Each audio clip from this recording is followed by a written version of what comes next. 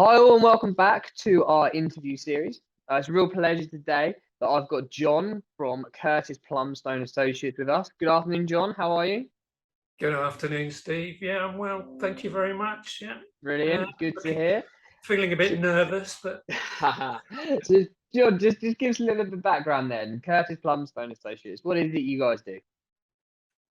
well, we started about 12 years, 13 years ago.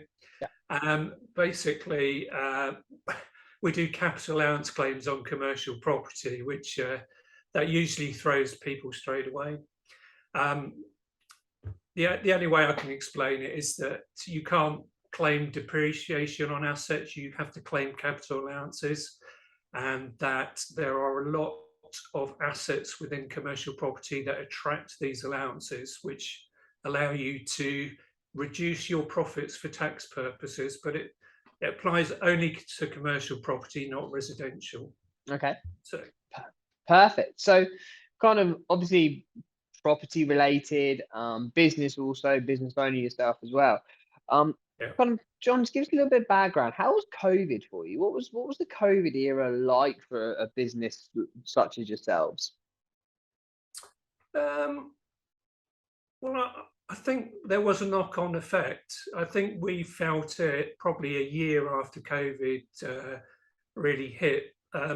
Obviously, our business is dependent on the health of the overall economy, Okay. and obviously, we work with pub owners, restaurant owners, care home owners, office owners, and obviously some of those industries or services were badly hit by COVID. They didn't make profits, they didn't Yeah. have money to invest in property. So it's a knock-on effect that I think it took about a year Okay. to wash through, and we started seeing a slowdown in our business. So, is there anything kind of when I talk to a lot of business owners, John, just like yourself, kind of what we tend to find is they say, oh yeah, but pandemic was, I think, tough for everyone in different respects, and that means tough means different things for different people. But coming out the back of that, there was always like, but there was some big takeaways. We learned this, we tried that, we changed the business in this form. Was there kind of any key takeaways that you took in your business, kind of coming out of the back of the kind of the 2 year COVID era? Um, yeah, well, the main one of the areas we can help in is owners of furnished holiday lets. Okay.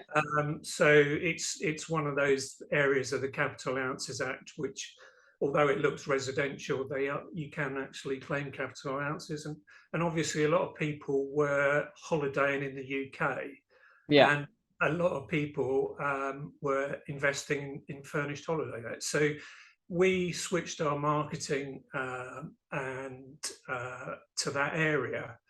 So instead of doing the pubs and the restaurants and the care homes, we were doing more work with furnished holiday let owners, which I think Perfect. sort of saved us really.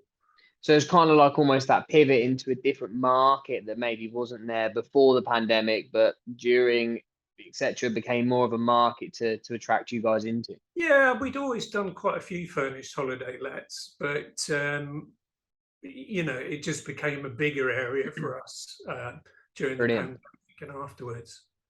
So coming away from pandemic then, John, so since owning the business, you said it's been 13 years Yeah. owning the business now. What's your biggest learning been as a business owner? What would you say the number one learning for you as the actual owner was or has been? There's a couple of things I'd say.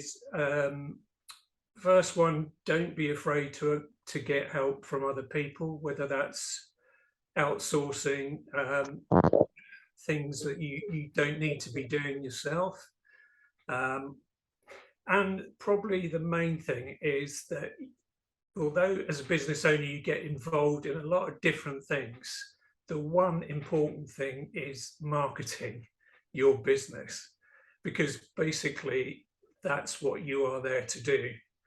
You've got to deal with the finance and your accountant and the figures and and all the other administration. But if you're not getting yourself out there and people don't even know you exist or what you do, then you're never going to get into any business, and you're never going to survive. So, I mean, it sounds obvious looking back that is the case. But Yeah. it's not until you start a business you think, how do I get visible? How are people going to know I'm here? I think it's interesting. Quite often people start a business knowing how to do, let's say, the job on the tools, Yeah. not knowing how to market to get the job in order to be on the tools. So it's quite a kind of an interesting dynamic, and the learning of, look, you got to be a marketeer to then be able to deliver the service. That's that's clear. Yeah, I mean, you can be the best plumber in the world, or the best lawyer, but if nobody knows your company exists, and you don't build a reputation with people, and an individual persona, if you like, with Yeah, a brand that is you, then you don't get particularly far. for So sure. So with that in mind, then, what would you say the biggest challenges you've had to overcome in the 13 years of being in business, John? well, I think learning a bit more about marketing, and um, taking responsibility for sales. I suppose in my previous life, I was actually the other side of the table. I was in procurement. Right. Okay. I would have people coming through my door trying to sell stuff to me, and I felt like I had the power, because I could say yes or no. And now roles are reversed, and I'm sort of selling, if you like, or marketing our services to people, and they Yeah. have power. So yeah, but then sales has changed a lot, even in the time that I've been there. And I think people don't want to feel they're being sold to. They Oh, want, 100%. they want to be given information, and in clear, concise ways, so they understand it. And they want you to be transparent.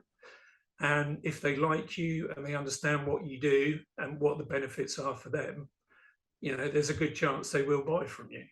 Perfect. No, I agree. And I think it's a great learning or great challenge to overcome, is that shift from kind of being in procurement to then being selling the marketeer, and that shift you have to take. So what's kept you motivated then, John? What motivates you? 13 years in business is, a good time. It's, a good length of time.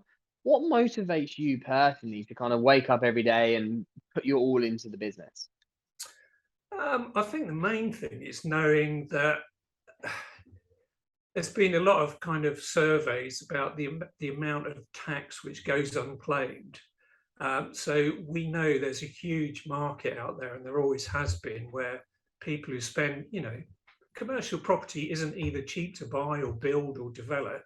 It costs a lot of money, and the rules are there for people to get a tax benefit back, because the government understands the benefit of that expenditure going into the economy. Yeah, So that's the number one, is to make sure people who are spending that money know of the benefits. And also, some of their professional advisors are not totally au fait with what's possible. So it's talking to accountants and solicitors so that they know what we can do for their clients. So that's what motivates me, really, is just, it's more about education more than anything. And if we can amazing. educate people, the sales will come. So Yeah, that's fantastic. I mean, that's a great way to be motivated. So on the journey then, what would you say you've learned most about yourself? What's being a business owner taught you about yourself, John? uh, yeah, good question. I'm probably more resilient than I thought I was going to be.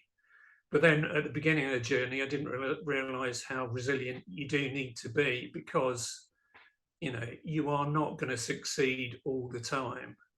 There are not going to be, there are going to be failures. Inevitably, you're going to get things wrong, but you have to bounce back and learn from any mistakes you make or failures along the way, and use those to improve what you do and how you market your business. So For um, sure. you that resilience, and that, you know that's not saying you don't get down sometimes, but you realize that the problem you've had, or the sale you didn't get, there's something else along the way. You have to just, it's almost you have to keep going. Yeah. And learning the lessons. Fantastic. I think that's great. And it's amazing how many times people have answered resilience to that question as well. So yeah, very, very common on that as well. So kind of, I guess my final question then for you, John. What would you say to anyone looking to go into business for themselves? What advice would you give them? What kind of guidance would you give to them if they came to you and said, I'm looking to do something on my own? Well, it'd probably be twofold, really. I'd get there's not the negative bit first, but the reality check. I mean, some people are lucky; they come from an industry and they almost bring some maybe customers with them, so they've got they can hit the ground running. But I'd say a lot of people don't. They maybe come from industry, but they've got to start getting their own customers, and that you've got to give that time. In most cases, and you've got to appreciate there's going to be a cost, because you've got to carry on living and you might not have money coming in. So if don't think you're going to be making it in 3 months. It took me, I think it took about 2 years really before I got the business to a point where we were profitable. So okay, you have to have it. I'd say you have to have a cushion, in terms of getting the business up and running. So, but then I'd say once you do get it up and running, there's a great sense of achievement doing that. And also, I think the fact you've gone into business for yourself, you're of a mindset where you don't want to work for other people. You do want to be the boss. You do want to have control of your environment and how you work. So once you get to that place and you are profitable and you're making a decent living from what you're doing, then it becomes that's the brilliant side of it. So yeah, you've got to, it's not all sort of caviar and champagne along the way. You've got to you've got to be realistic. For sure. No, look, John, I really appreciate it. I think that's sound advice for anyone. I think there's some great takeaways in there as well. When you talk about resilience and how resilient you've got to be. And I think COVID, when we started, really was the epitome of that. And find new markets, not shut down, I think was a great lesson as well. So look, John, thank you ever so much for your time today. I really appreciate it. And yeah, I wish you all the best for the future. Yeah, brilliant, Steve. Well, thanks for the opportunity to talk. And no worries, you're welcome. I hope it's of use to other people if they're thinking of starting a business or they're at the early stages. Brilliant. Thanks, John. Take care. All right. Cheers, Steve. Thanks.